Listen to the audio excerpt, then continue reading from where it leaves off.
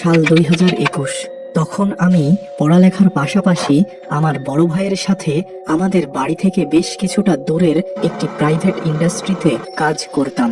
প্রতিদিন আমি ও আমার বড় ভাই পায়ে হেঁটে কাজের স্থানে আসা যাওয়া করতাম। বেশ কিছুটা রাস্তা ছিল একেবারে গ্রামের মেঠো পথের মতো। এই মাটির রাস্তার দুই পাশ ঘন বাঁশের ঝাড় ও কিছু তাল গাছ, নারিকেল গাছ এবং খেজুর গাছে পরিপূর্ণ ছিল। আর বাকি রাস্তাটুকু ছিল একেবারে শহরের মতো পিচ ঢালা রাস্তা।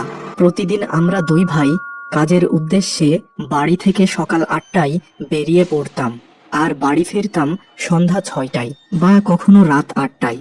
তবে কোনো কোনো দিন বিশেষ কাজ থাকলে বাড়ি ফিরতে রাত 12টা বেজে যেত। আর ওই সময়টা করোনার জন্য লকডাউন ছিল, তাই রাস্তায় সকালে কিছু লোক দেখা গেলেও রাতে বাড়ি ফেরার পথে তেমন কাউকেই দেখা যেত না। চারিপাশ একেবারে নীরব ও নিস্তব্ধ থাকত।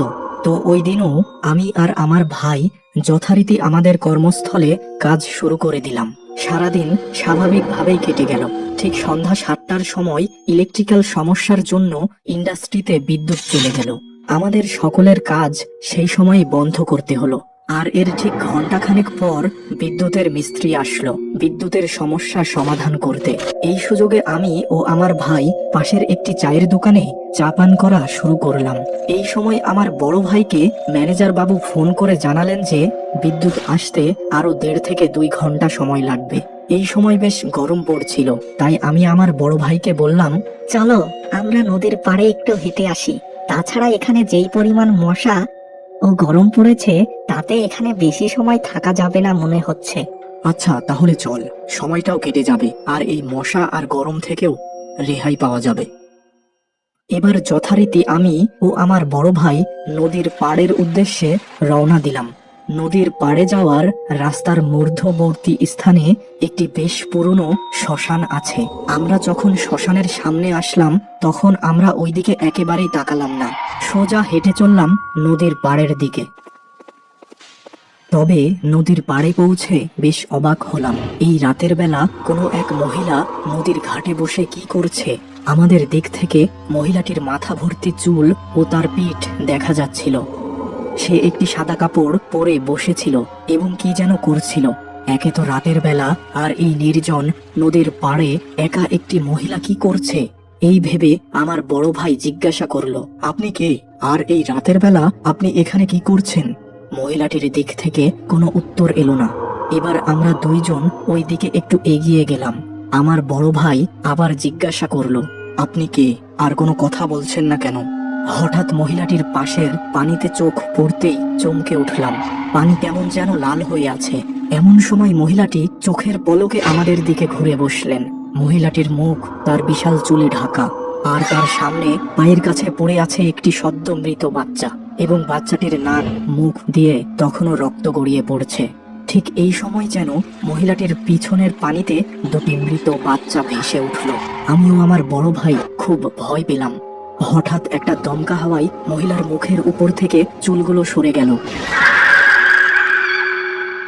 আর যে মুখ দেখা গেল তা দেখে সাথে সাথে আমাদের দুইজনের চোখ ভয় ও বিস্ময়ে বন্ধ হয়ে গেল। মহিলাটির চেহারার অর্ধেকটা যেন আগুনে পুড়ে গেছে এবং ওই পোড়া পাশের চোখটি যেন নিচের দিকে ঝুলে আছে। এই দৃশ্য দেখে তখন আমার মুখ থেকে একটা চিৎকার বেরিয়ে এলো এবং সাথে সাথে আমরা দুইজন দ্রুত দৌড় শুরু করলাম আমাদের কর্মস্থলের দিকে। আর পেছন থেকে শুনতে পেলাম পানিতে বিশাল কিছু একটার ঝাঁপ দেওয়ার শব্দ। দৌড়ে শ্মশান পার হওয়ার পর একবার পিছনে তাকালাম, দেখলাম ওই মহিলাটি শ্মশানের ভাঙা দেওয়ালের উপর বসে আছে। এবার আর একবারও পিছনে না তাকিয়ে সোজা দৌড় শুরু করলাম। কাজের স্থানে পৌঁছে দেখলাম বিদ্যুৎ চলে এসেছে। দ্রুত কাজ শেষ করে আমরা দুই ভাই বাসায় ফিরলাম। আর ওই নদীর পাড়ের ঘটনাটা কাউকে বললাম না। ওই রাতের পর 3 দিন পার হলো, আর এর মধ্যে অস্বাভাবিক কোনো ঘটনা ঘটেনি। সমস্যা শুরু হলো ঠিক 4র্থ দিন থেকে।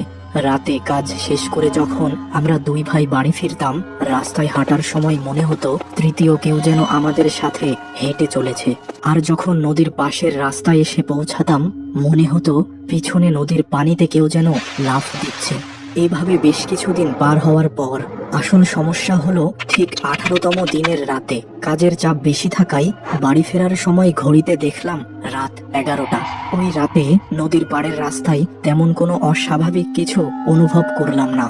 গ্রামের মেঠো পথ দিয়ে হাঁটার প্রায় 10 মিনিট পর হঠাৎ সামনের তাল গাছের দিকে চোখ পড়তেই হকচকিয়ে গেলাম।